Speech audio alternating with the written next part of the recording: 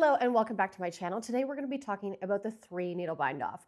And this is one of my favorite bind offs in general across the board, because not only are you getting every single stitch, making sure that it's lining up with the next one, but it's also that you're binding off at the exact same time. So let me show you how to be able to do a bind off and why this one comes in so handy. If you are a person who just like hates seaming things because you feel like you're never going to actually get those stitches to line up, the 3-needle bind off is the solvent for that. And I use this in my patterns all the time. If you have a drop shoulder Knitatude pattern, the chances of you having to use a 3-needle bind off is very, very common, because it is one of my favorites. And again, it creates like such a beautiful and clear and gorgeous seamed kind of shoulder. And I do find that when it comes to a 3-needle bind off, they do have a beautiful structural sound to it. We're going to essentially be taking 2 different pieces of fabric. You are going to have live stitches on both of them. And when we are working them together, we're going to use 3 needles, again, 3-needle bind off, and we are going to be seaming and binding at the same time. Let's get into the tutorial aspect. So when you are going to do your 3-needle bind off, you're going to need a 3rd needle. I always use DPNs, but one thing that you're going to know is that you're going to want to have the same size as what is currently on your needles. Or you can also do a size up. And the reason why I say that is because when you are making and binding off these stitches, if we bind them off too narrow and we do a smaller needle, you are going to start to see this start to pucker in, which obviously we do not want to happen.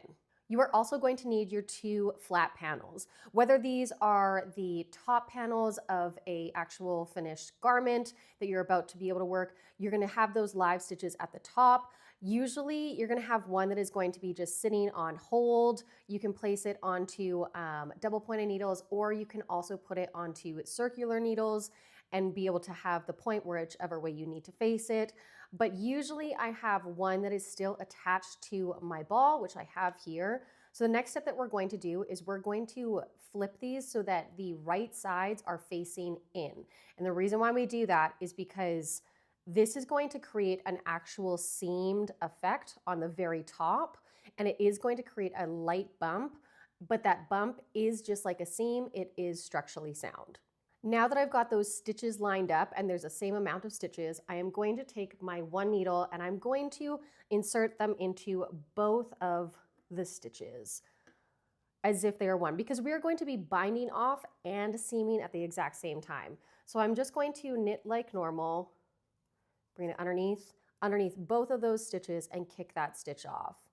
I'm going to do the same thing, again, going knitwise into these 2.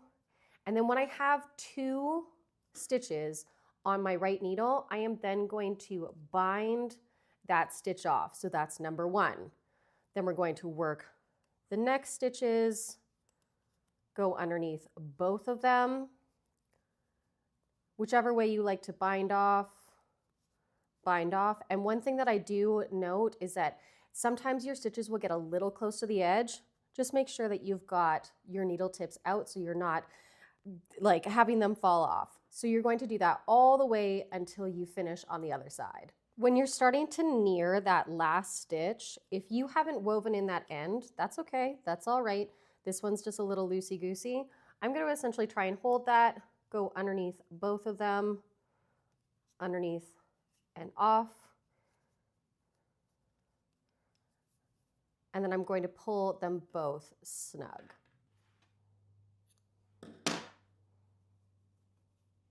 You might have a longer loop over here. I know that knots are naughty, but it's fine. So now your second side is completely lined up. All of those stitches are nice and even. These are even going to block out even better. On the flip side, on the inside, you are going to see that slight bump. Again, this is what creates that kind of seam, because you're seaming at the same time and binding off at the same time. And this one, again, has more structural integrity. So there you go. The 3-needle bind off. Not as hard as you anticipated.